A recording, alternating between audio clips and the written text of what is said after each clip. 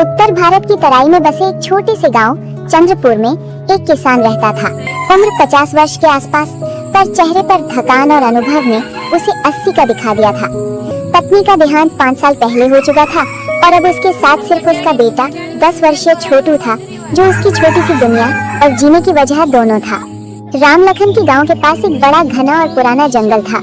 कई पीढ़ियों से उस जंगल से गांव वालों का रिश्ता रहा था।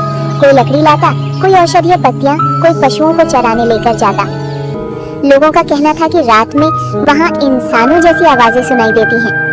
कई बार पशु भी अचानक गायब हो जाते थे। गांव वाले धीरे धीरे जंगल से डरने लगे थे, लेकिन राम लखन के लिए डर से ज्यादा जरूरी था अपना खेत बचाना।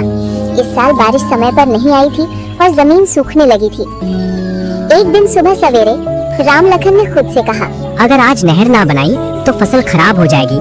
छोटू का पेट कैसे भरूंगा? वो अपना फावड़ा, कुल्हाड़ी और एक रस्सी लेकर जंगल की ओर चल पड़ा। छोटू ने पीछे से आवाज लगाई, बाबा अकेले मत जाइए, जंगल में डर लगता है। राम लखन मुस्कुराया और बोला, डरने से अच्छा है सामना करना बेटा, जल्दी लौट आऊंगा। जैसे ही वो जंगल में दाखिल हुआ, उसे महसूस हुआ कि हवा भारी और नम थी। पेड़ों की पत्तियां बिना हवा के भी थरथरा रही थी, मानो उसमें कुछ फुसफुसा रहा हो। राम लखन ने सोचा, शायद मेरा वहम हो। बीच बीच में जंगली पक्षियों और बंदरों की आवाज गूंज रही थी, पर आज वे भी जैसे ज्यादा बेचैन थे। नदी तक पहुंचकर उसने नहर खोदनी शुरू की, पर लगा जैसे हवा में किसी की छाया लहराई हो। अचानक एक तेज आवाज आई, रुक जाओ। राम लखन चौंक कर पीछे मुड़ा। सामने एक लंबी दुबली पतली आकृति खड़ी थी। उसका शरीर मिट्टी और पत्तों से ढका था।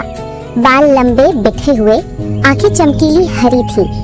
कुछ पल के लिए राम लखन का दिल तेजी से धड़कने लगा, पर फिर उसने हिम्मत बांधी। तुम कौन हो? यहाँ क्या कर रहे हो? वो व्यक्ति धीरे धीरे आगे आया और बोला, मैं इस जंगल का रक्षक हूँ।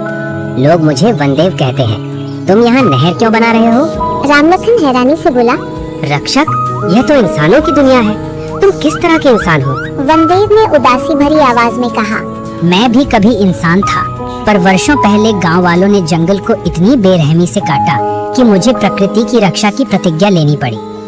तब से इस जंगल और इसकी जीव जंतुओं की सुरक्षा मेरी जिम्मेदारी है। राम लखन ने पहली बार उसकी आंखों में दर्द महसूस किया। मैं जंगल को नुकसान पहुंचाने नहीं आया, नहर बनाकर फसलों को बचाना चाहता हूँ। वनदेव ने नदी की ओर इशारा किया। इस नहर से जंगल का पानी कम होगा, पौधे सूखेंगे, जानवर प्यासे मरेंगे। राम लखन ने भारी आवाज में कहा, पर अगर मैं पानी न लाया तो मेरा बेटा भूखा मर जाएगा। दोनों के बीच भारी खामोशी छा गई। वनदेव ने कहा, जंगल और इंसान दोनों को बचाने के लिए कोई और रास्ता होना चाहिए। राम लखन ने सिर हिलाया। मैं गरीब आदमी हूँ, सरकार से मदद नहीं मिलती। गांव वाले भी अपने अपने दुख में फंसे हैं, मैं क्या करूँ?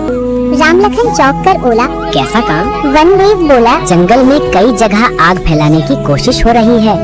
कुछ लोग चोरी छुपे पेड़ों की कटाई कर रहे हैं। अगर तुम उन्हें रोकने में मेरा साथ दोगे तो मैं तुम्हें एक ऐसी जगह दिखाऊंगा जहां से तुम्हें स्वाभाविक रूप से इतना पानी मिलेगा कि तुम्हें कभी नहर नहीं बनानी पड़ेगी।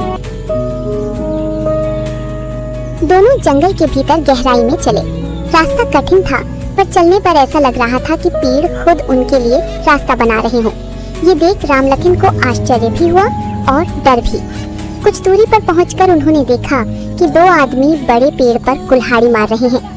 राम लखन ने वनदेव की ओर देखा। वनदेव ने कहा, इन्हें रोकना होगा। राम लखन ने हिम्मत जुटाई और जोर की आवाज में चिल्लाया, अरे क्या कर रहे हो तुम लोग? दोनों आदमी चौंक कर मुड़े। एक ने गुस्से में कहा, तुझे क्या लेना देना, दफा हो जाए। पर राम लखन पीछे नहीं हटे। जंगल सबका है, इसे कोई नहीं जलाएगा। तभी वनदेव आगे आए। जैसे ही दोनों लकड़हारे ने उनकी आंखों में वो हरी चमक देखी, वे डर से कांपने लगे। लकड़हारे डरकर भाग निकले। राम लखन स्तब्ध रह गया। वनदेव ने समझाया, जंगल खुद अपनी रक्षा करने की कोशिश करता है, पर कभी कभी इंसानों को भी उसकी मदद करनी पड़ती है। राम लखन ने कहा, अब मैं समझ रहा हूँ कि जंगल भी हमारा परिवार है। ये जंगल का सबसे पवित्र और सुरक्षित स्थान था, जहाँ कोई इंसान पहले कभी नहीं आया था। झरने का पानी बिल्कुल साफ, चमकीला और लगातार बह रहा था। वनदेव ने कहा, ये पानी कभी नहीं सूखता, इसे हमारा जीवन झरना कहते हैं। राम लखन ने आश्चर्य से पूछा, क्या मैं यहाँ से पानी ले सकता हूँ? वनदेव बोले, हाँ, पर एक शर्त पर। तुम हर साल जंगल में 10 पेड़ लगाओगे और उन्हें बड़ा होने तक संभालोगे। राम लखन की आंखें भर आए। मैं वचन देता हूँ। वनदेव ने अपने हाथ उठाए और झरने के किनारे की जमीन हिली। धीरे धीरे एक छोटी प्राकृतिक जलधारा खुद ब खुद बनी जो राम लखन के खेतों की दिशा में बहने लगी। अगर तुम इसे निभाओगे, जंगल हमेशा तुम्हारा साथ देगा। राम लखन तो सूर्य ढल चुका था। छोटू दौड़कर आया और गले लग गया। बाबा, देर क्यों हो गई? आज जंगल ने हमारा साथ दिया बेटा। अगले दिनों में जंगल से आई नई जलधारा के कारण राम लखन का खेत लहलहा उठा। फसल इतनी अच्छी हुई कि गांव वाले देखते ही रह गए। राम लखन ने सबको सच बताया, पर वनदेव वाली बात किसी ने नहीं मानी। धीरे धीरे जंगल फिर से हरा भरा होने लगा। जानवर लौट आए, पक्षियों की आवाजें बढ़ी, गांव की बारिश भी सुधरने लगी।